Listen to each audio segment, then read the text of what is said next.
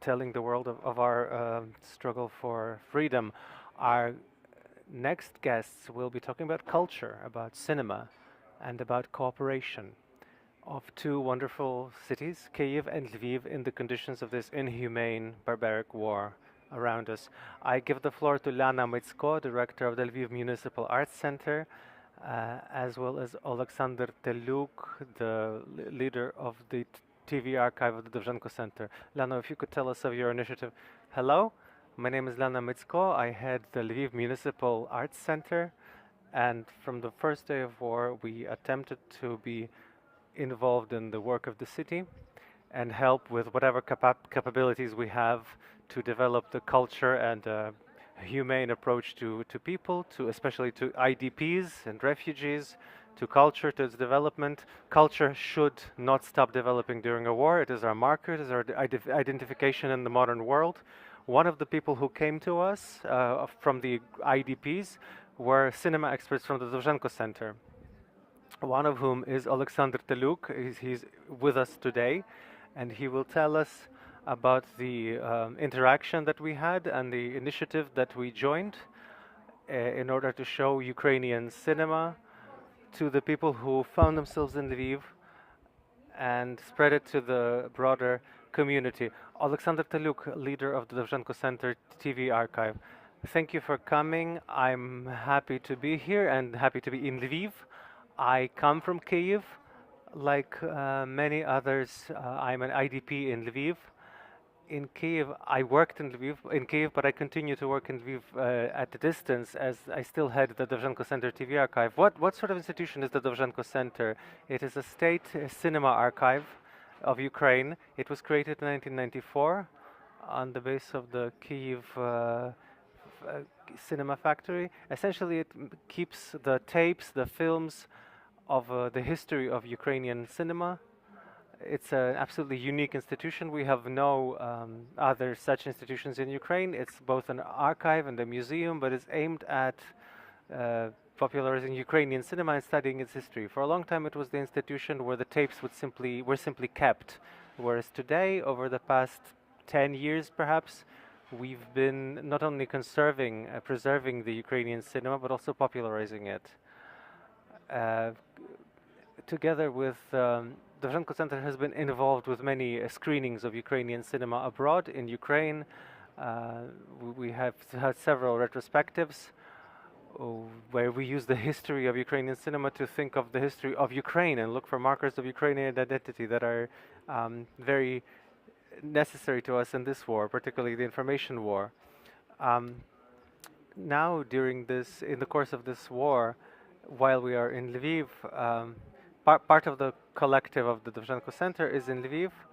It's because the team had to stop work in Kyiv, preserve all the storage that they have, and then some people went abroad, some stayed in Kyiv, but part of the team found themselves in Lviv.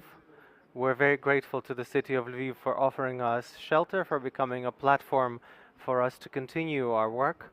I am particularly grateful to the Lviv Municipal Center for offering us a platform for continuing to show films, for continuing discussing films. We usually show Ukrainian movies. We show certain milestones of Ukrainian cinema, the most famous Ukrainian films like Zemlya, Dovzhenko's Ground or Soil, or The Shadows of Forgotten Ancestors, but we show them in context of the time in which those films arose. It so happens that over the past century, about 70 of those years were in common Soviet history, and very often cinema was censored or was very heavily influenced by Russia, and now we have to, and it is our job to point it out, to filter out what influences were there, what the directors wanted to say, what they could not say, how they were looking for their expression and for their language at the time. We have people coming in. We've had several full rooms. We're very happy to people who come in, who ask questions, who discover Ukrainian literature and Ukrainian culture through cinema. Could you tell us, as a practical recommendation or invitation, what do Lvivians have to know, those who are interested in the cinema, if they want to join your events? Well, First of all, please come see our screenings. This is Tuesday, Wednesday, Thursday. I'm sorry, it's Wednesday. It's Tuesday, Thursday, Saturday. Please come to these screenings. We'll watch them. We'll discuss them. The second question is we're still evacuating our archive. We're in the process of evacuating our archive, both the paper archive and the reels. We've decided to evacuate only the most valuable part of the funds. We've found premises for this. We have agreed this with the ministry, and we're going to be moving these funds here. If anybody's ready to join us as a volunteer to describe these and to sort these materials, we're very happy to have you. This is a question that will be resolved in over the next 2 weeks. A question for both of you. If we don't have questions from the room, we do have a question from the room. Yes. TV Georgian, and how are you? One moment. Я розумію. And would you please tell me this significant movement and any archive damage because in the very close to the battlefield, and the whole world interesting about this archive is very important for your country heritage and your country cultural diversity. Дуже дякую. Це влучне, проникливе запитання. Thank you. That's a very important question. Thankfully, so far the funds of the Dovzhenko Center have not been hurt. We are in the center of the city, so it was at some distance from the combat. We haven't had any bombs or shells. Still, we made this decision to remove part of the funds to Lviv and preserve the other part of the funds in Kyiv, but I can't tell you the details. This is a bit incognito at the moment. More questions? In which case, my question for both of you, possibly the last one, could you tell us about the relationship between the cinema and the war? In general, art during the war, as I said, it has to continue, it has to persist, because primarily it archives emotions, it archives the feelings, the sensibilities that are in the air right now. If we don't express it through art, it'll be very dry, sometimes intolerable, and precisely because of the accumulation of what we are experiencing through art, even through exhibitions that we're doing in our arts center, we can discuss the war from a different angle. We can give this discourse some new turns, some new angles, new readings, new decisions, particularly psychologically. And so culture becomes also a window for many of us who are trying not only to read news, but also to develop, to continue developing as a person, because all of us are useful in this war when we are psychologically resilient. I would agree with Lyana. I would only add that as a fresh example, we were showing, the day before yesterday, we were showing Stepsel gives Tarapunka away in marriage. This is a Stalinist era Ukrainian film. It's very interesting that it starts with the shots of war, with screens of war, and we thought that would be a trigger, that they would cause negative emotion. Nevertheless, it's a comedy. We took this challenge, we tried to show this film, and our impression was such that in spite of the fact that there's a war, but it's a comical situation, that through this cinema and through cinema in general, people can take a distance to current events, current affairs. This distance develops critical thinking, which we need and which sets us apart from the aggressor in this information war. And also a very small remark also about this film that you've mentioned, and about films that are now are being used in Russia, employed in Russia. Many cultural projects were created during wars or after wars to justify certain developments and give certain connotations to certain events, even for whole nations. We know how Russia shows Ukrainians in their movies. It's very kind of almost sacrilegious. It's a very silly level of discussion or discourse. So we have to be very, very attentive, very mindful, especially during a war, of what kind of cultural product you consume, both during the war and after the war, and even before the war. If you're interested in the topic of movies and speculation in war, you should look at the blog of Zahin Kinomaniev, where they analyze the films that are being fed in Russia at the moment. I would much recommend that you better watch the 100 best movies of the Ukrainian cinema, as recommended by the Dovzhenko Center. Thank you, Lyana, Mytsko, Oleksandr Teliuk. Thank you for your initiative and for telling us about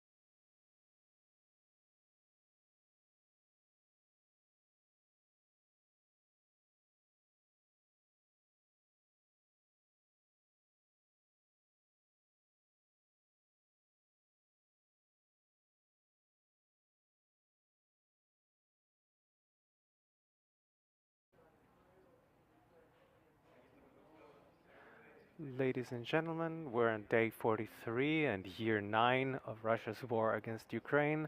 My name is Andriy Shevchenko. On behalf of the Media Center Ukraine team, I welcome all the journalists telling the world about our struggle for freedom. Our next guest is Anna Maliar, Deputy Defense Minister of Ukraine, and we expect to talk about all of the hottest subjects that have to do with the war. Pani Hanno, the floor is yours, and my question has to do with Bucha, Vorzel, Borodyanka, and the suburbs of Kyiv. What is the situation there, and what will we see?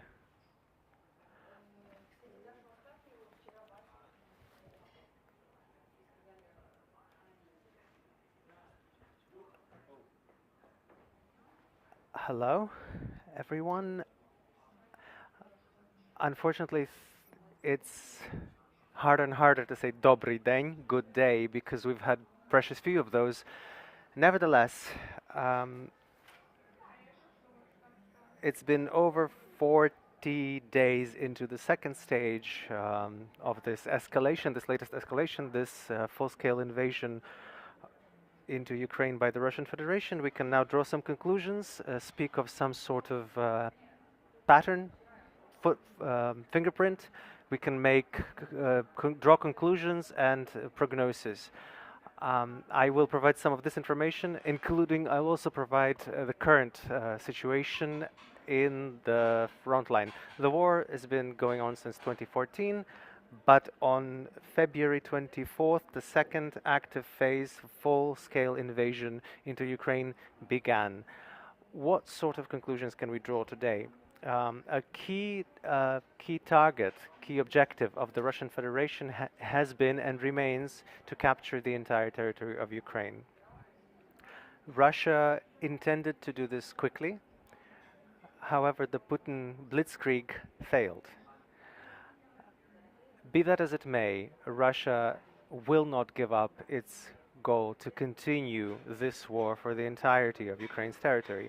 As of today, Russia intends to stop at some smaller objectives in order to have a result to show, but it remains true that Russia is using everything it can to regroup and to continue advancing. We see the activation in the intelligence efforts of Russia. We see Russia changing their plans, whereas in the first days of war they knew exactly where they were going and why. Now they have to correct those plans in very short-term perspectives, days, not weeks or months. The enemy is learning to fight us, whereas in the earliest days the Russian army was disoriented. Today they are adapting to our tactics, to our strategy, and they are taking their time, or perhaps biding their time, perhaps stalling to learn to fight against our defense strategy. We can make some conclusions about the style of warfare that Russia is employing. Primarily it's terror tactics. In international law, we have rules and customs of war, and customarily it is the military objectives that are the primary targets, whereas the Russian Federation is wiping out everything in their path. The social and medical infrastructure. You have probably seen on the news that hundreds of hospitals have been hit. Kindergarten schools have been destroyed, torture has been confirmed, rapes, cruel killings, murders, and certain things are staggering, literally boggle the mind of anybody living in the 21st century, because these atrocities are, for instance, perpetrated against a mother as witnessed while witnessed by a child, or vice versa. The cities you're asking about are in the Kyiv region, which was recently liberated from Russian forces. The Russian Federation presents this as a voluntary retreat, strategic retreat. That's not true. Their detachments were lost their fighting capacity, which is why they had to retreat. Anyway, when we entered these temporarily occupied places, localities, we see consequences of atrocity, of barbarity, that can only be described as medieval. In addition to seeing bodies of people killed, not only shot through firearms, but actually killed, murdered, we also find killed animals, a mass of animals that have been killed. And then another question arises, I mean, could they have been looking for fascists or Nazis among the animals? These are things that are hard to assess from the point of view of normal human values today. The policy of terror also includes blocking the work of humanitarian headquarters.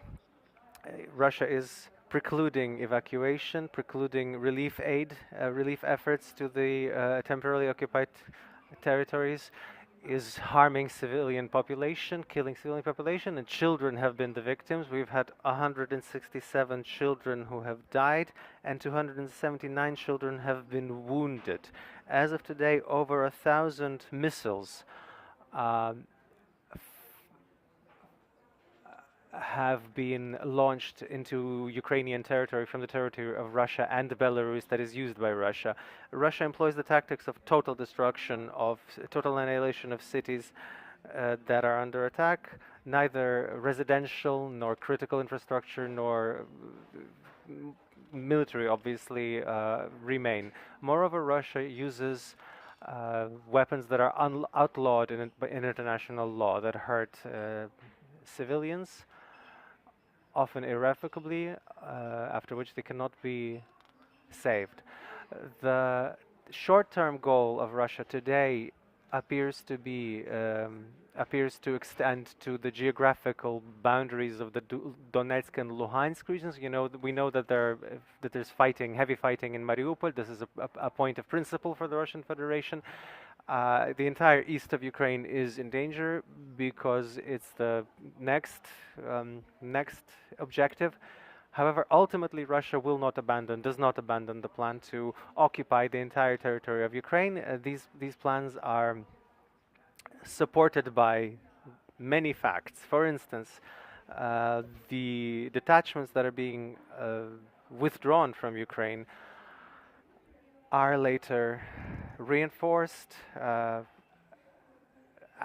added, people are added, and technology is added, and then they are once again amassed and deployed along the state border, quite clearly planning to deploy them in Ukraine once again. Moreover, the military detachments of the Russian Federation today are focused in the east, and clearly there are preparations for advance. Russia is embroiling other states in its crimes against humanity and its war crimes. The territory of Belarus is being used today. Belarusian troops are on full alert, and there is a risk that they too might be used for aggression.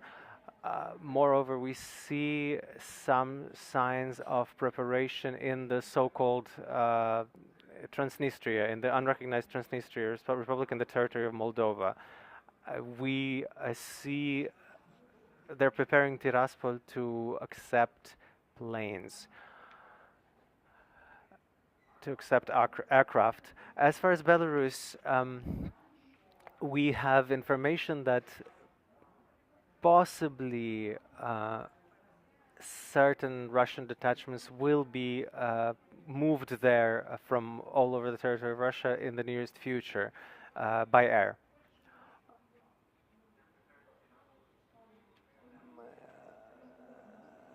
There can be no compromise with this evil, and I would like to address the entire world to encourage them to not hide their head in the sand. The third president of Russia, Medvedev, today said that their plans include Eurasia, from Vladivostok to Lisbon. I would like to tell you what this means. This means that Bucha will repeat itself from Vladivostok to Lisbon. Russia does not stop and will not be stopped by the boundaries of the EU. And the fact that Ukraine today acts as a shield and that Ukrainian lives are being laid down not only for Ukraine is becoming increasingly clear.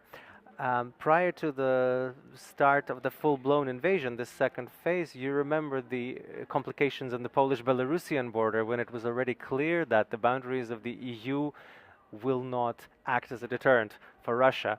I would like to point out that the official information sources of the Russian Federation today speak not only of denazification of Ukraine, they directly speak of the necessity of destroying everyone who identify as Ukrainian. The barbarity of Russian society must not be downplayed either, because it's not merely a governmental decision. According to polls, the majority of the Russian society supports the so-called special operation, which is what they call this aggression and this atrocious war. Over these 40 days and a bit, the support has only grown.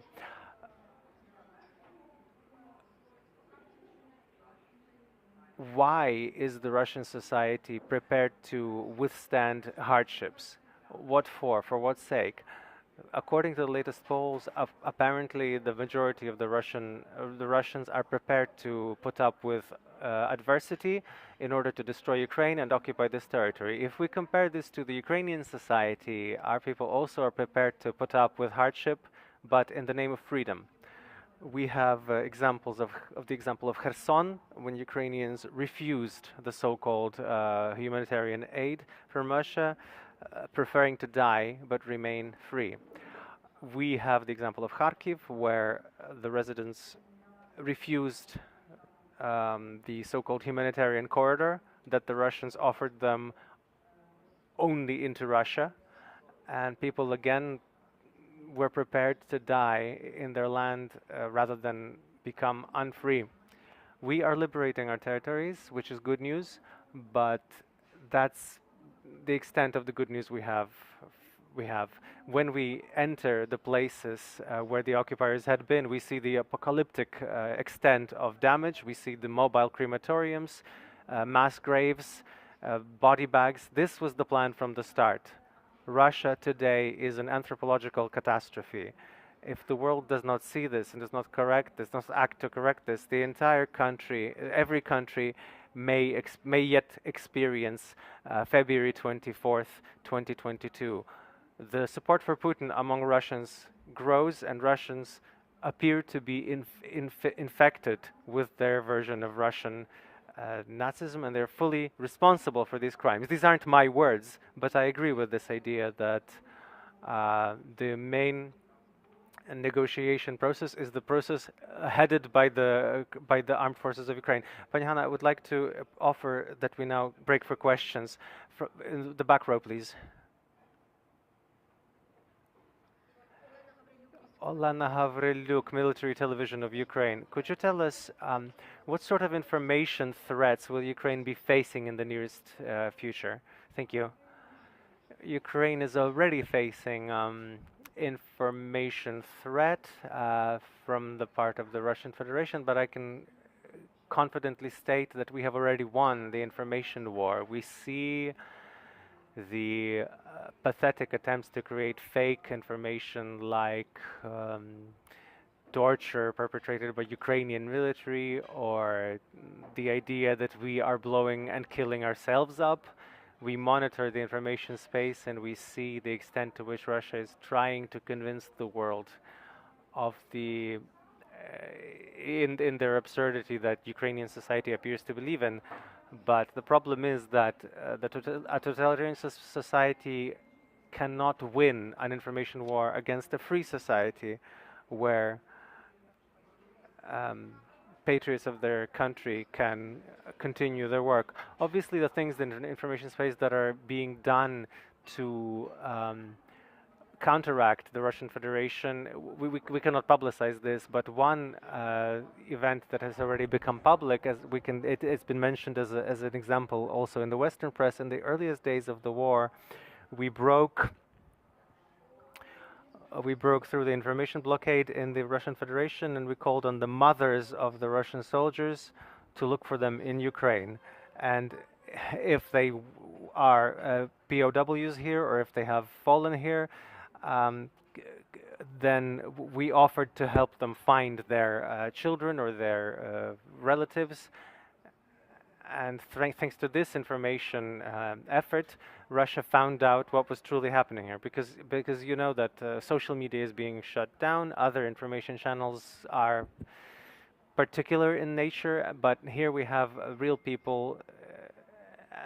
And the second step we're going to talk about is that Russia has been hiding the presence of any victims at all.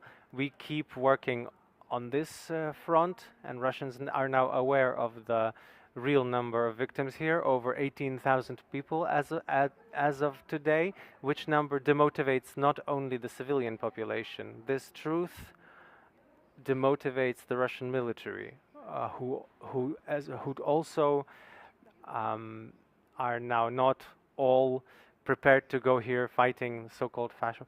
Yes, lady in the red. Raff from the New York Times. I'm wondering if you're seeing Russia intensifying attacks in Donetsk and Luhansk, and are they bringing in new troops there? And I also wanted to ask you about Mariupol. There are reports that the fighting has stopped there, and also reports of 5,000 dead. Could you comment on that? Thank you.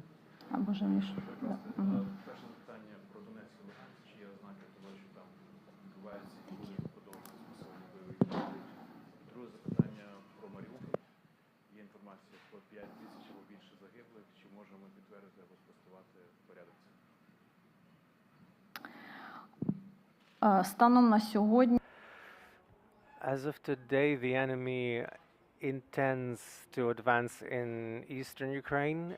They intend to entrench in the geographical boundaries of the Donetsk and Luhansk regions, so that to exceed the boundaries of the so-called temporarily occupied areas of those regions.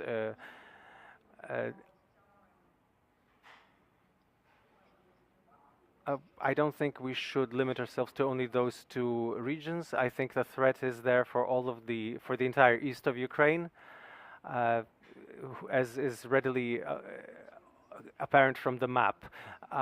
But I think in the long term, Russia hasn't abandoned the plan to occupy the entire territory of Ukraine. As for the dead, we have to understand that the final numbers can only be termed and can only be given after fighting has stopped, because the process of counting has been extremely complicated, just mechanically, and the people who are responsible for this, sometimes their lives are in danger.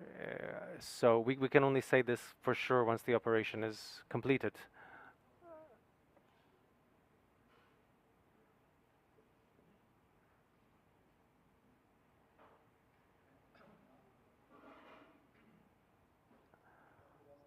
Irpin from China Media Group. My question is, as the Deputy Minister of Defense, do you still have the hope to join the NATO, and how likely is it going to be? Thank you.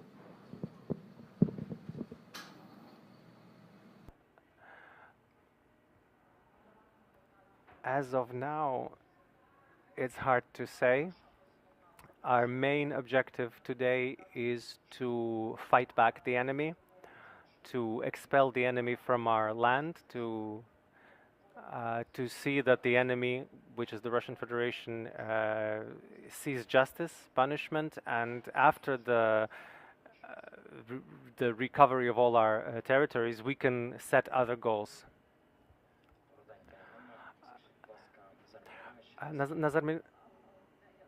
Sorry, just to add that the entrance into NATO is a norm in our constitution, so this is not in question. As this is not a matter of discussion, it's in the constitution. But as of today, we're doing war. So. Could you tell us, you've been talking about Belarus, how possible is it that Belarus would enter Ukraine, Belarus troops would enter Ukraine? What information from intelligence do you have? What is the readiness among the Belarus military to enter and to attack Ukraine? Belarus is completely being used by the Russian Federation to lead aggressive actions against Ukraine, but as far as the personnel, the troops in Belarus, we have, it's a much more complicated picture. Most likely Lukashenko is wary that not all of his military, but a significant part of his military will refuse to fight, will refuse to support such orders. The moods among the Belarusian troops differ from the moods in the Russian army. We even had contacts with us with questions of, in case anything happens, how might they surrender? This circumstance might put a brake on Lukashenko's ardor, but we are looking into all scenarios. Viktor Onufriev, Armia Information Agency.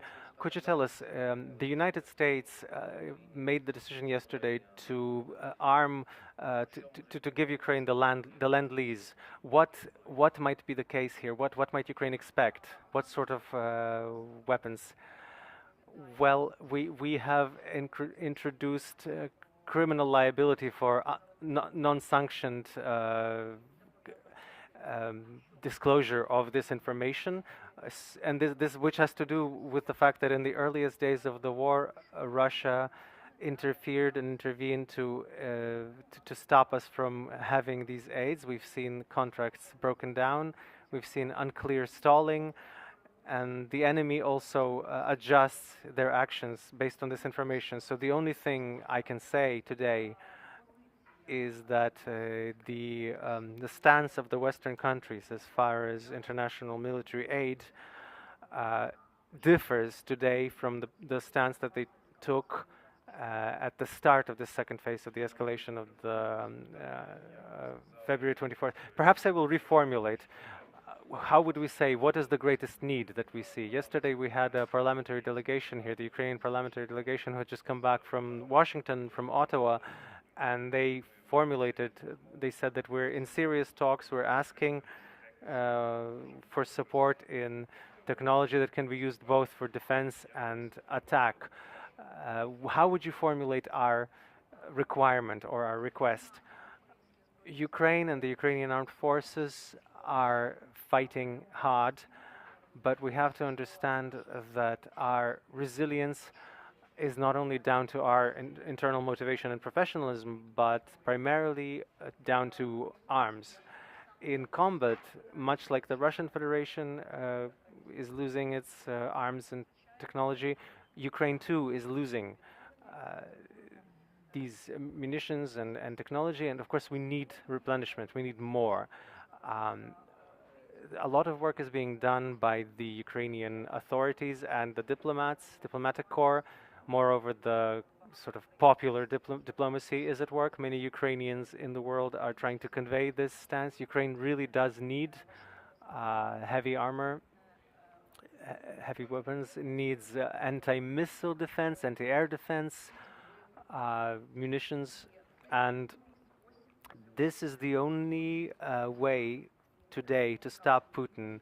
We should harbor no illusions as to the fact that he might be stopped by sanctions or by conversations or by our judgment. More questions, please? Are you and Georgian Phoenix Satellite TV from Australia Bureau, and there was Australian Prime Minister just sending Scott Morrison sending their armed bomb shit to Ukraine army. Is that has been arrived or not? Thank you. Я не можу говорити це в такому форматі. I cannot discuss this in this format. This is classified information. But if we have an inquest, a question from the Australian government, we will respond. This information is classified. It's with limited access. Next question, please. Could you confirm the information that the Russian soldier digging the trenches close to the Chernobyl atom plant?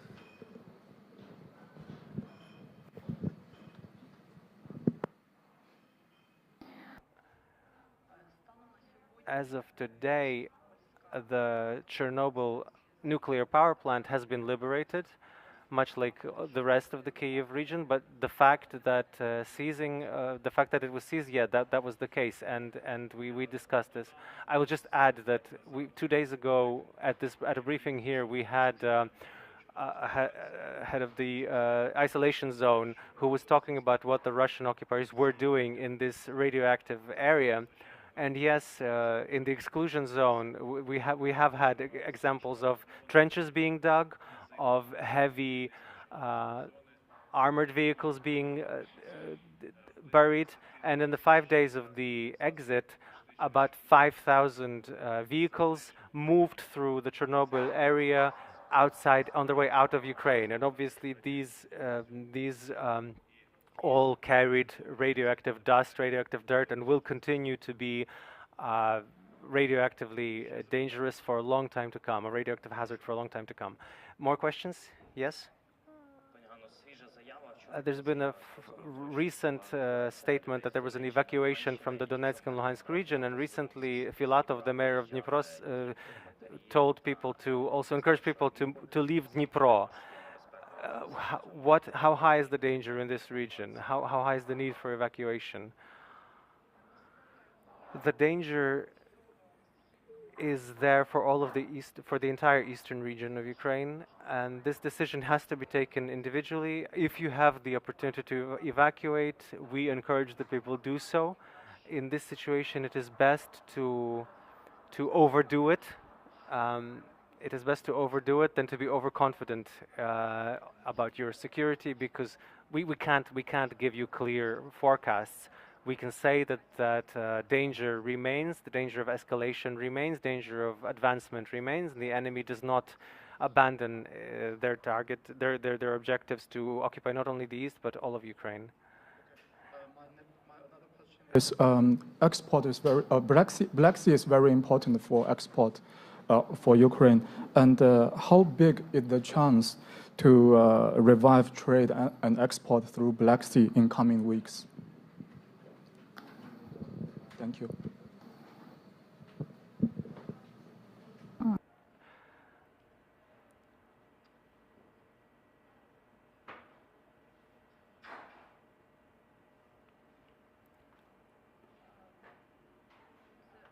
This is not the competence of the Ministry of Defense as far as export and trade are concerned. As far as the Black Sea, we see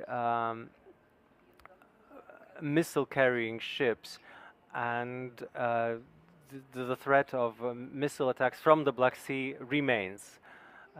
Missiles like, I think we have Caliber. Yeah, cruise missiles, Caliber cruise missiles in the Black Sea. And I would also like to add that we have confirmed information about the mining of the much of the water of the Black and the Azov Sea, which is of course a massive threat to any kind of traffic, shipping, and will of course require consolidated effort to restore shipping. And of course, and also Russia is blocking shipping, blocking ship traffic, and is destroying vessels, including international vessels, and we've had many such facts now. Thank you. I just wanted to make sure I understood regarding Mariupol, regarding the reports that fighting has stopped there. Were you saying those reports are incorrect? Could you describe the state of conflict there at the moment? Thank you.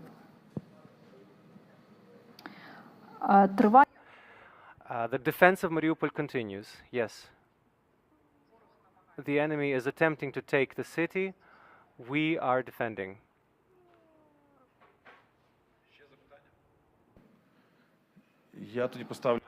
I will then put the last question on my own behalf. On day 43 of this invasion, if people ask you what sticks in your memory the most at this time, what picture sticks in front, what sticks in your mind? I suppose it's the eyes of our servicemen, of our military, because it's this very interesting juxtaposition. They're very strong and powerful, and also they're very humane and kind. And I think it's characteristic of a Ukrainian military today. This kind of humanity, this kind of civility. Thank you. Hanna Maliar, Deputy Defense Minister of Ukraine, was our guest today. Thank you for being here, and thank you for this information and for your contribution to the defense of Ukraine.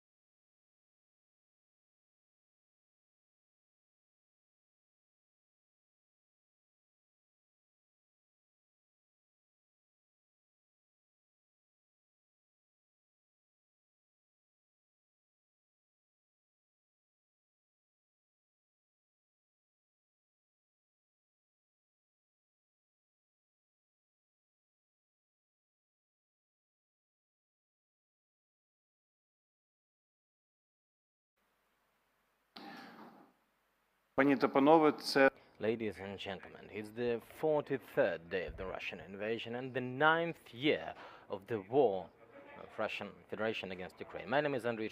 On behalf of the team of the Media Center Ukraine, I welcome the reporters who are telling the world about our fight for freedom. World Health Day, and we are very happy to welcome here in our Media Center Dr. Hans Kluge, who is the regional director of the WHO. And Mr. Kluge, thanks for coming here, thanks for your courage to come here, and thanks for the leadership that you show together with your team. The floor is yours. Thanks for coming.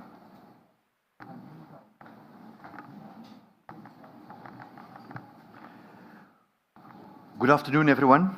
I'm speaking to you today from the city of Lviv in western Ukraine, from where WHO is coordinating its activities within the country. Today is World Health Day, the day on which the World Health Organization was founded 74 years ago in the aftermath of the Second World War, to uphold the principle that health is a human right and all people should enjoy the highest standard of health. As a medical doctor myself, I am here in Ukraine to stand in solidarity with the healthcare workers in the country.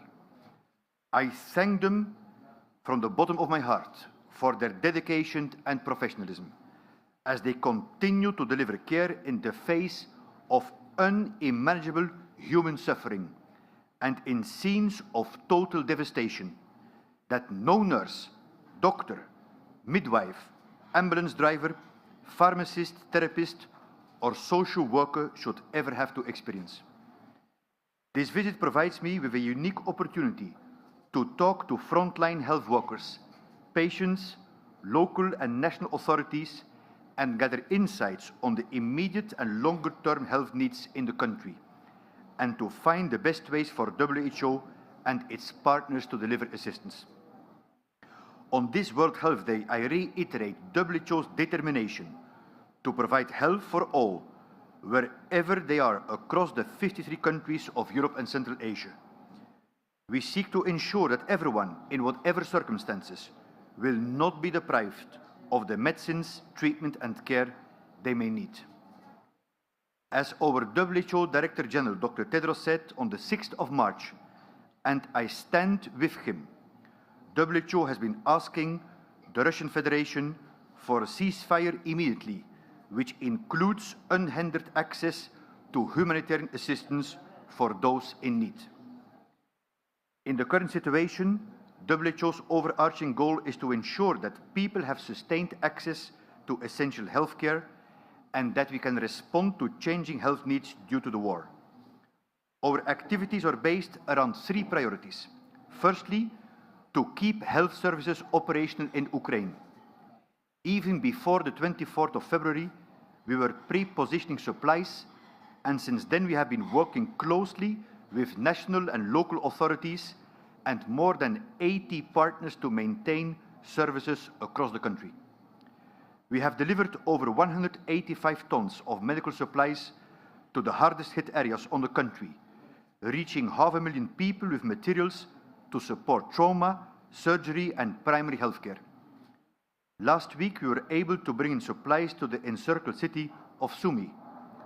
A further 125 tons of essential items are also on their way. Assistive products, wheelchairs, other mobility aids, communication aids for the blind are in transit and will be distributed across Ukraine soon. An estimated 260,000 people are living with HIV in Ukraine. Just this week, together with the United States President's Emergency Plan for AIDS Relief, PEPFAR, the Ukrainian authorities and partners, we have made sure that the supply of antiretroviral drugs to cover the needs of every person known to be living with HIV in Ukraine will be met for the next 12 months. We have a fully functional office in Lviv and are setting up an operational base in Dnipro in East Central Ukraine to mobilize resources more quickly and reach some of the most vulnerable people in conflict zones with urgent supplies. Given the uncertainties of the current situation, there are no assurances that the war will not get worse.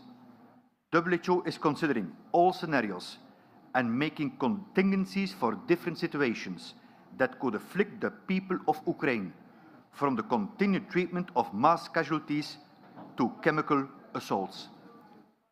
Our second priority is to work with Ukraine's neighbors, with countries across the entire European region and beyond, to ensure that the health needs of those fleeing the war are met, treatment and care for refugees with special needs are maintained, and the health systems of host countries can manage these large influxes of people. So far, more than 4.2 million people have fled Ukraine since the 24th of February. I warmly thank the destination countries across the region for their commitment to extend health services to those arriving, but acknowledge that providing this is challenging and stretching already overburdened systems. We are working with national authorities to bridge gaps and help deliver supplies where needed for services such as routine childhood immunization. WHO is also coordinating with the European Union to triage patients arriving, to make sure that they are received in an EU country that is best placed to treat them. We are channeling support from further afield. The Asia-Europe Foundation has provided $9.5 million from Japan to procure much-needed equipment and provide services to manage COVID-19 as well as communicable diseases, including measles and polio, for Ukraine and its neighbors. Thirdly, we are supporting the Ministry of Health to rebuild Ukraine's health system back better. WHO has had a presence on the ground in Ukraine since 1994, supporting the country to strengthen its health system, especially in primary health care and health financing. Since 2015 and until the 24th February this year, the government of Ukraine had been in the process of reforming the entire health system, moving towards universal health coverage. The country had been making excellent progress on specific challenges, turning the corner in its fight against tuberculosis and HIV. Ukraine was a beacon of best practice in Eastern Europe, with TB incidents falling by almost half in the past 15 years, thanks to the investment in modern diagnostic technologies to rapidly identify TB infection and effective treatment regimens for multi-drug-resistant tuberculosis. Despite the war, we are determined to support Ukraine and not to lose this momentum. WHO is preparing now to redeploy teams throughout the countries as access and security improves. We are committed to work through a strong, decentralized footprint, both during the current humanitarian response, but also to be there with local and national authorities to rebuild the war-torn health system. Health requires peace. Well-being requires hope, and healing requires time. I speak on behalf of the entire WHO family when I say that it is my deepest wish that this war comes to an end swiftly, without further loss of life. Tragically, this is not the reality we see. As of today, WHO has verified 91 attacks on health. Routine immunization coverage for polio and measles is below the threshold for population immunity. 50% of Ukraine's pharmacies are presumed closed, and 1,000 health facilities are in proximity to conflict areas or in changed areas of control. Roughly 80,000 babies will be born over the next 3 months with insufficient pre- and postnatal care available due to the war. In these dark days, let me reassure you that WHO is committed to be in Ukraine in the short and long term, addressing immediate health challenges and future reconstruction needs. I'd like once again to express my deep admiration to all frontline workers in Ukraine protecting the health of the people. Our mandate and humanitarian principles call on us to ensure health for all, including the poor and most vulnerable, wherever they may be. We have prepared for different eventualities anticipating that health challenges will get worse before they get better. But as WHO's long history and experience shows, they will eventually get better. The life-saving medicine Ukraine needs right now is peace. Thank you. Regional Director for that, and I'll just quickly introduce myself. My name is Banu Bhatnagar. I'm the Press and Media Relations Officer at WHO Europe. I'll be leading the Q&A session now. So without further ado, if there are any questions from the floor, can we get a microphone over to this gentleman, please?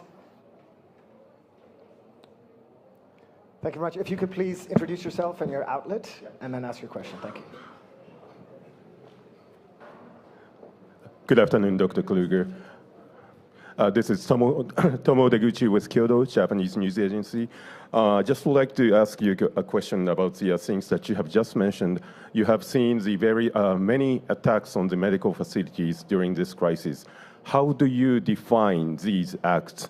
From my point of view, it's nothing less than a war crime. Thank you.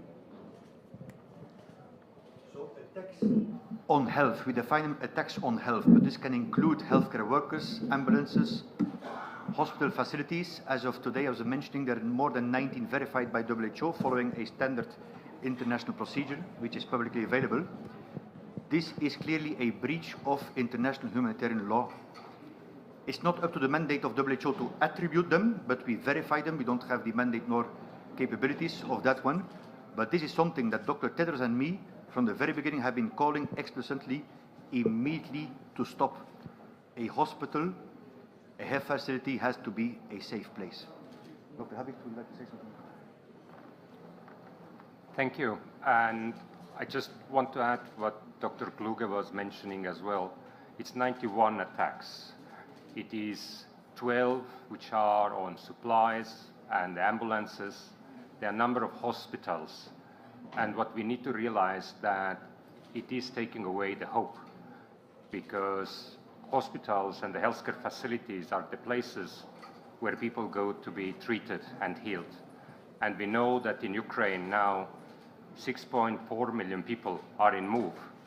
And we know, as was mentioned, 1,000 facilities are in the close proximity in hostilities, all the territories where the active fighting is going. So from the health perspective and the World Health Day, it is very, very important that we ensure access to the healthcare as same way as we're asking for the humanitarian convoys. Thank you. Thank you very much. And that was Dr. Jarno Habicht, WHO representative for Ukraine. So we have another question from the floor, this gentleman in the back.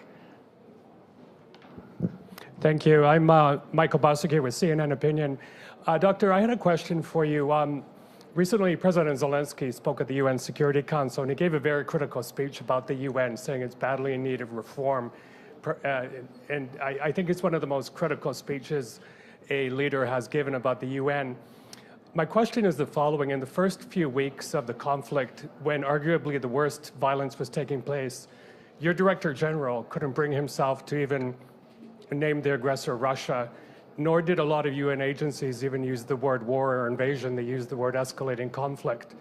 Can you explain that? Maybe we can call it a lapse or policy, and why did that happen? Because I think it's an important question, because it was noticed here in Ukraine, and when the people are questioning the UN's credibility, including WHO, I think it's something that needs to be addressed, and I had a follow-up if I could. Thanks. Thank you, sir. Very important.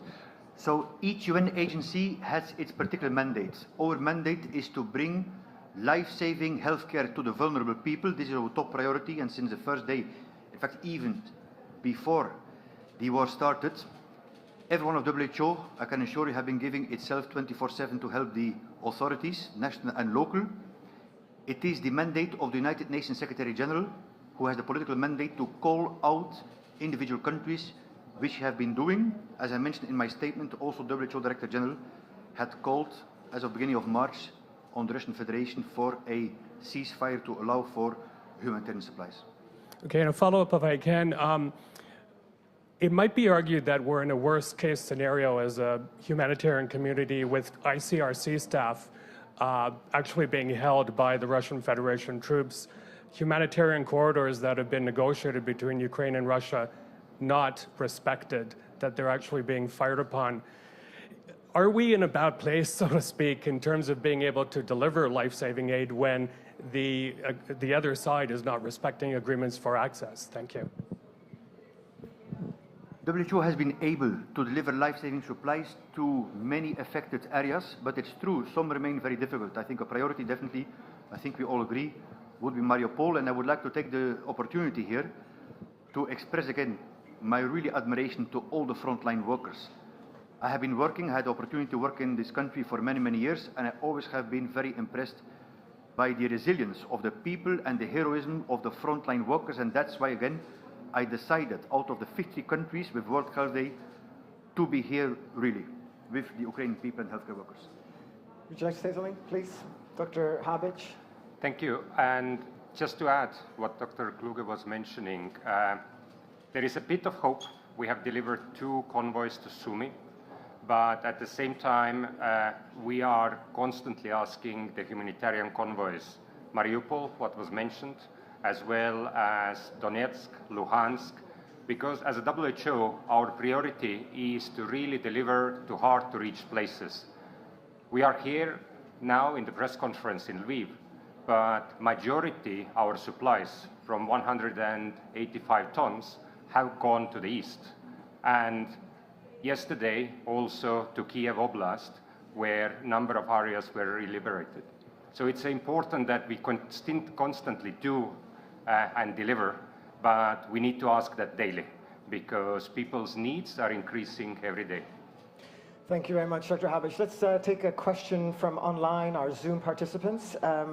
If I can maybe go to Emma Farge from Reuters. Emma, if you could unmute yourself and please ask your question. Good afternoon. It's seeking a little bit of clarity on something said by the regional director, Kluge. If you could comment further on what you meant by chemical assaults and preparation that you're doing for those. What specifically are you stocking up on? Iodine, nuclear contamination, drugs? And at what scale? And a quick follow-up, if I may, at the end. Thanks. Would you like to take it? Thank you. So WHO is assisting the authorities in for all eventualities. It includes indeed chemical assaults, but also other technological events and mass casualties to be prepared as best as possible. For details, I would like to give to Heather, who is the incident manager here in Ukraine. So this is Dr. Heather Papowitz, incident manager in Ukraine. Thank you. So just looking at the chemical hazards, Ukraine is an industrial country, so there's chemical hazards throughout the country, and these can be affected by the war and can be, can be hit by different assaults. So what WHO does is to really work with the health authorities, to train health authorities. We've trained over 1,000 health workers and partners, actually 1,500 over the last week. We provide guidelines and supplies. So our role really is to work with the health sector, to train them, to give them the knowledge and tools that they need, and to protect the health of the people. Thanks. Thank you very much, Dr. Papowitz. Let's take another question here from the floor. If you could introduce yourself, please. Thank you. Sorry, let me just put my... Доброго дня, телеканал 1. Hello. Natalka Volosotska, 1+1 TV channel. Do you have an approximate number of people who died because they couldn't get care, because they were in the shelters, under the rubbles? And do you have the information about the spread of some untypical diseases? Because there were rumors about the chickenpox in the areas of combat. Information or data about people that have died as a result of not receiving care? That's the first part of the question. And the other part of the question is, what is our information about the potential spread of infectious diseases as a result of this conflict? Well, let me start with the infectious diseases. War is a risk to public health. With the destruction of health facilities, the lack of access to health facilities, people on the move, People living in shelters and basements and crowded together puts everybody at risk for infectious diseases. And starting before, if the prevention measures such as vaccinations, and as the regional director has said, the vaccination for measles and polio in the country is already low. We have been managed before the war to have a coverage of COVID vaccination of over 40%, and we've lost gains in that. So all of these puts the most vulnerable at risk, which are the elderly, the children, and the pregnant women. And this risk continues through their journey and into the other countries. So we're working with the government and partners to assess the risk, to purchase the necessary medicines and vaccines, and to really enhance vaccination coverage for some of these diseases. So. Thank you, Dr. Papowitz. Dr. Habicht, if you'd like to comment on the first part of the question. Thank you. And when we look across the whole country, and we look to the east part where the hostilities are happening, we know about number of patients and people who have not had access to the insulin for 2 to 3 weeks. We know that there is a disruption of regular health services. And when we look what are the needs, what the authorities are asking, these are mainly trauma and surgery kits. So definitely there are people who have not had access to care. When we are here or more western part, we know that number of births are delivered here. Number of people have had access to care, but the situation is very different from 6 weeks ago, when this was a country where we discussed with authorities how to reform primary care, how to make the hospitals modern, how to ensure digital services that we can really foster the development. So my answer is yes, there are issues on access to care. And that's why we talk about universal health coverage. That's why we talk that we need to deliver more and collectively, especially also as 6.4 million people are in the move. Thank you. Thank you, Dr. Habicht. Let's take another question from our Zoom participants. So let's this time go to Peter Kenny at the Anadolu Agency. Peter, please ask your question. Yeah, thank you. I was just wondering if you could clarify what happened at the beginning of the press conference, because I know this wasn't a raid on a health facility, but for those of us who are not there, it looked like you moved underground. Could you just describe what happened and in the circumstances in which your press conference has taken place? Thank you, Dr. Kluge. Thanks, Peter. If you don't mind, I'll handle this. It was an air raid siren which go off regularly in the Lviv and surrounding area, based on an assessment of whether there might have been some risk or there might have been some military activity nearby. So we weren't in any danger, but I can understand that it might have seemed that way. And so when an air raid siren happens, the entire everyone in the building had to go into the basement. We then started to do the press conference from there, but then the siren was lifted and we resumed proceedings upstairs. So I hope that clarifies for you. So let's take the next question here from Deutsche Welle. Hi, Rebecca Ritters, Deutsche Welle News. You mentioned preparations for a potential chemical attack. I'm just wondering whether that is also for the worst case scenario, of course, of a nuclear either attack or accident. Heather? I think the worst case scenario really is what we're seeing now, which is the lack of access to healthcare and the trauma. So we're already seeing people dying and getting injured from the war. And then with the lack of access to healthcare, as my colleagues have already mentioned, people are going to start dying from common causes, diabetes, cardiovascular diseases, children with potentially measles, common things like pneumonia and diarrhea from children, which are very simple to treat when you have access to healthcare, is going to be an issue. So I think what we're really worried about now is the access to healthcare and the ability to really save lives from trauma and from the disruption of health services. perhaps my question wasn't worded correctly. Worst case scenario, of course, is, you know, every moment of every day at the moment, but are there preparations being made for a potential nuclear attack or accident? So the management of and the oversight of these is not for WHO. So again, what we do is we work with health authorities to train them, to provide guidance and supplies to help the health workforce and to give health communication messages to people. So we really stick with the health sector, and we make sure that everything is available to them in order to manage any health threats from that. Thank you very much, Dr. Papowitz. Let's go online now to, and apologies if I'm mispronouncing, Giedre Peserkite from Euractiv. Please ask your question.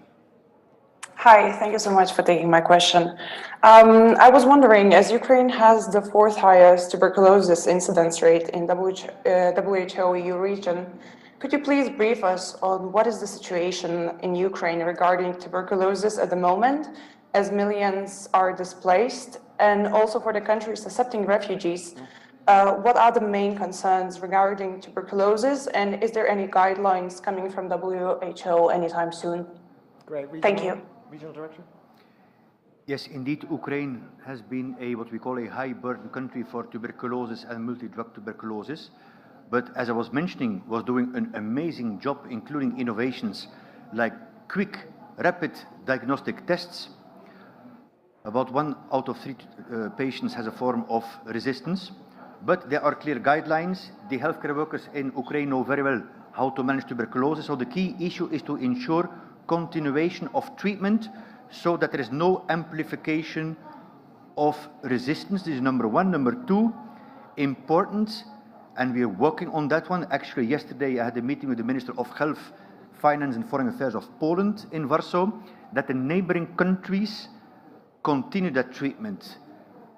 Yesterday evening there was a law being passed in the parliament in Poland on the issue to allow WHO pre-qualified tuberculosis drugs which we are used and procured in the country also to be used in the neighboring countries, like a kind of a fast-track registration to allow for continuation. Is that all right? Great. Let's take another question online from Carlo Martuccelli from Politico. Carlo. Yes, hi. Thank you for taking my question. Dr. Papowitz mentioned that Ukraine is an industrial country and that there are chemical hazards throughout the country. But she didn't mention specifically the possibility of a Russian chemical attack on the population. I wanted to know, does the WHO not envisage that as a threat or possibility?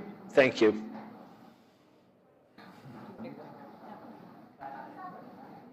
I mean, the short answer is that WHO is preparing for any eventuality. Again, without our mandate, I mean, the issue was mentioned about nuclear threats, and there we're collaborating, for example, with the International Atomic Agency in Vienna, so in partnership. But we have to be ready basically for any eventuality while managing, as Dr. Papowitz was telling, for the bulk of the health needs as of today, which are well known, which are respiratory diseases, and of course, we didn't speak yet about mental health and psychosocial support, which is obviously a huge one, and that always calling upon governments and partners to triple their efforts on mental health, particularly for the youth. Thank you very much. I believe Emma Farge from Reuters has a follow-up question.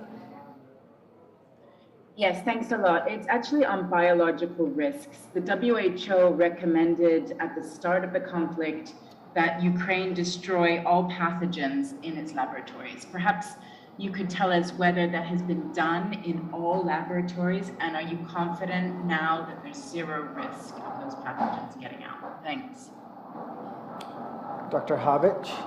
Thank you. And WHO, as in all the countries, works closely with health authorities to share our guidelines. And we had discussion on what to do in the laboratories. But at the same time, it is important to notice that WHO is not an inspection agency to check what all was done. So we had discussions with authorities and health authorities in particular, but we are not inspecting the laboratories. Thank you. Thank you very much. Hope that answers your question. We'll take a final question now, and we need to wrap up from James Keaton from AP. James, please ask your question. Thanks, Banu.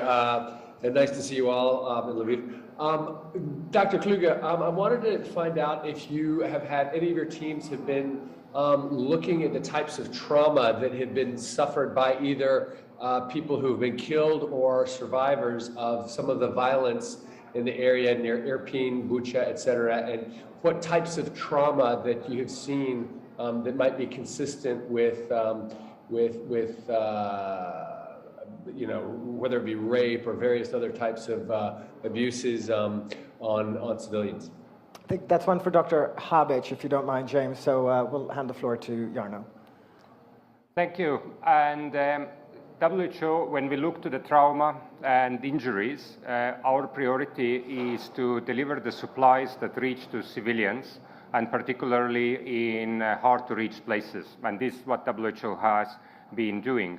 When it comes to the type of trauma or injury, we are not doing the investigation on those. At the same time, we are also monitoring on the health status, and there are a number of other UN agencies, including UNFPA, others, who are also getting the signals and doing their follow-up on those matters. Thank you. Yes, so just before we close, I'm going to hand the floor. Yes, as an addition to that one, Jamie, so as I was mentioning, every agency has its mandate, so the Human Rights Council has appointed an independent international commission of inquiry to investigate alleged abuses of human rights, and they will give a report in September 2022, and as in the past, if and when WHO will be asked to collaborate in such an investigation within our mandate and capabilities, we will do so.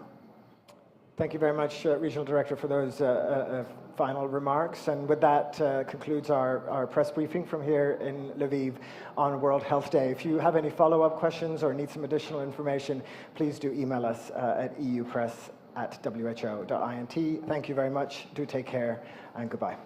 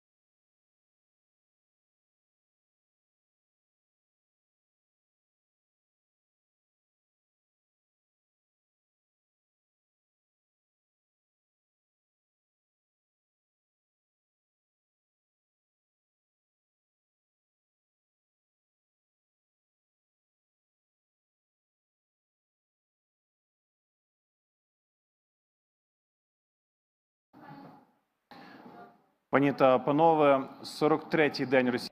Ladies and gentlemen, day 43 of Russia's invasion, year 9 of Russia's war against Ukraine. My name is Andriy Shevchenko. On behalf of the team of the Media Center Ukraine, I welcome all of the journalists who cover our battle for freedom for the world. Our next guest is Serhii Marchenko, Finance Minister of Ukraine. Minister, how are you doing as minister, and how do you manage to maintain financial stability of the country in these conditions? Thank you, Andriy. I am happy to join this event. To be honest, it's not easy to be a finance minister of a warring country, of a country at war.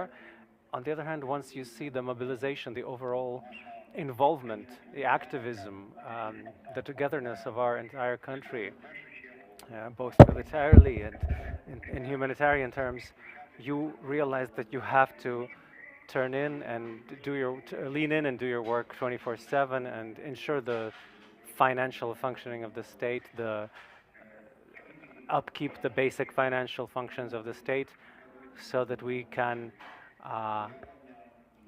perform our obligations, pay pensions and salaries, support our army to the extent that is necessary.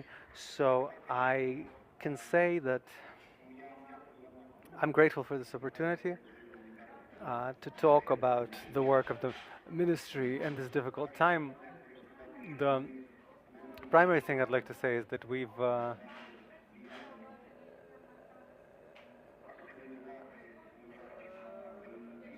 managed to activate our work very quickly in spite of the war. We are working in different parts of Ukraine. The tax office is working. Everything is working in a protected regime. We've analyzed the potential angles of attack from the financial point of view. Ms. Minister, what is your assessment of the financial stability in Ukraine? I assess it positively because we've managed to ensure the stability of the course of the hryvnia. We've managed to keep Ukrainians from panicking. We see the kind of inflation that is controlled, and as far as the main payments in economics, they're on time or sometimes even ahead of time, like pensions. So we've managed to pay part of the pensions for April in March. Of course, this doesn't just happen. It doesn't mean that we have manna from heaven and we can just sit back and relax. We do have a downturn in terms of income, in terms of, and so we're working quite hard on the international level, international front. This is a main focus for us. About 80–90% of our time is spent in international negotiations with our partners. I can say a few words about this later because this is a key focus of our work. As far as losses, I'd like to say that every day of the war, the budget loses about 2 billion hryvnia. It's just so we understand the extent, the budget losses. This is to say nothing of the losses in the economy. There's different assessments. I'm inclined to trust the Ministry for Economy assessment, who say that based on the use of power, electricity, we can assess the losses in the economy. By that token, we have about 30% losses. As far as taxes, I'd say we see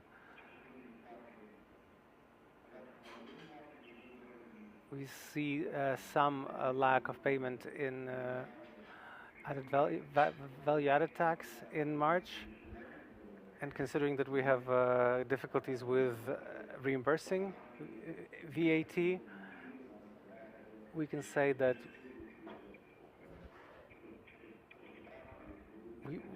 we have 30 to 40% of a loss. Of course, we have to correlate it with the indicators shown by the Ministry for Economics. As far as the pension payments or the pension tax, we see that the losses are about the social tax is 1.8 billion. So these aren't significant losses. This means that salaries are being paid even in the companies that are probably either cannot work or are relocating or are stalling. So, and this picture will probably change in April because many companies we know are closing down. But again, we know that many companies have moved, have relocated to the territories where combat is not going on. And we hope, this by the way is my main message in recent time, is that by paying taxes, you are helping the army and you're helping Ukraine win the war. We call all the business people not to abuse this. If you have this opportunity, you have this opportunity created by the deputies. Even if you can get this voluntary payment of taxes, the so-called tax vacation, this has to do with private entrepreneurs, the first, second, third groups. Yes, we've created this opportunity, but please do your best, do your level best to pay the taxes, even though you have the opportunity to pay less or not pay. This is important because it allows us to be calmer in these difficult situations, to pay salaries and support the army. We're not spending money or anything else right now. We're essentially working in war mode. We have this very limited budget capabilities. We've already sequestered the budget. We've sequestered over 180 billion hryvnia. We've cut down on non-essential spending. Minister, could you explain to us the logic of our negotiation with foreign international partners? What are we asking? What are we offering? And to what extent are we heard in these requests and these offers?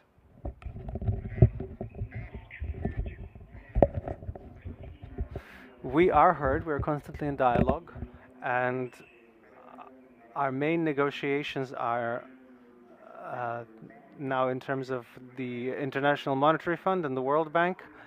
We hope for a collective mechanism of supporting Ukraine. Of course, we're also doing bilateral talks, but for instance, the World Bank has created a trust fund into which various countries can put grants or credits to support Ukraine. The Ministry of, the International Monetary Fund is talking about creating an administrative account so that the countries that have had their rights of lending rights during the coronavirus crisis can grant them to Ukraine as a credit or as a grant. This is something we're discussing now. Of course, these are our partners, our bilateral partners like Canada, who are prepared to give us a credit of $500 million, according to the latest information. Today, we've signed an agreement with the government of Germany. There's a credit of 150 million euro. Last week, we got a credit from the French government, 300 million euro. So this is daily negotiation that we keep doing, and as of now, we're talking about 7 billion euro. In total, we've already received about 3 billion of those. The US last week gave us $500 million grant. So there are many concrete examples. There's a lot to be said, but I would like to stress that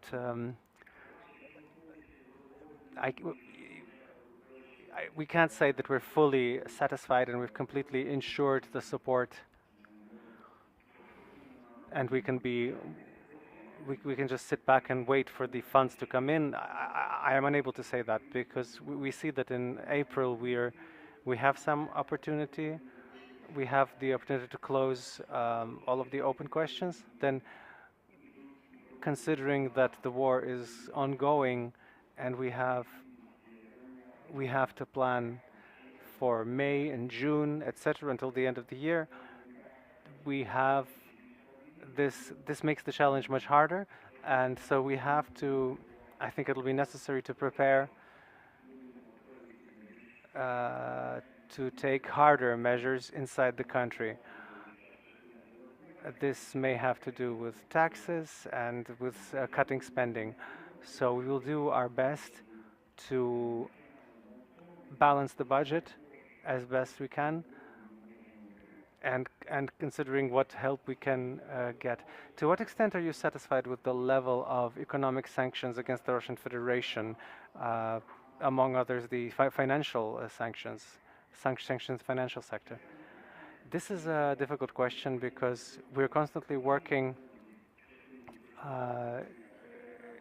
in the area of sanctions, where as far as the Ministry of Finance is concerned. For instance, the EBRD recently made the decision to suspend Russia's and Belarus's access to the resources of its bank. That's part of our work, part of the work of the government and the president, and many countries have supported us, including we voted. We aimed numerous addresses to the members of these organizations, to the member states of these organizations, so that they suspend, to the extent that it's possible, suspend the ability to credit Russia. This, of course, also implies the suspension of the crediting of Russia through IMF and the World Bank. We're constantly working with international investment banks that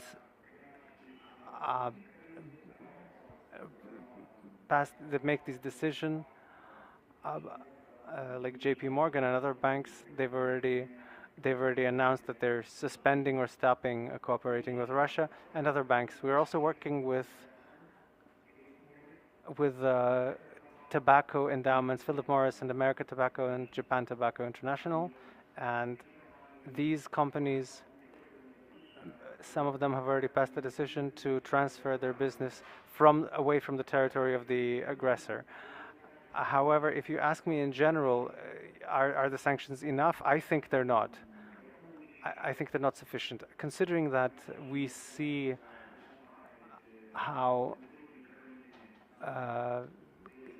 some of the countries that are hostile to us are helping the Russian Federation to go around, find ways around. This is confusing, but this also, of course, mobilizes us. We're looking for ways to block any opportunity for the Russian Federation to find ways around the sanctions. This is a matter of principle. We're working with Swiss banks through which there has been the opportunity. We've had this information to find ways around sanctions. We're getting a lot of help in this from the United States and other countries. So this is a process that is we have to constantly control. We have to constantly strengthen these sanctions because, on the other hand, we do see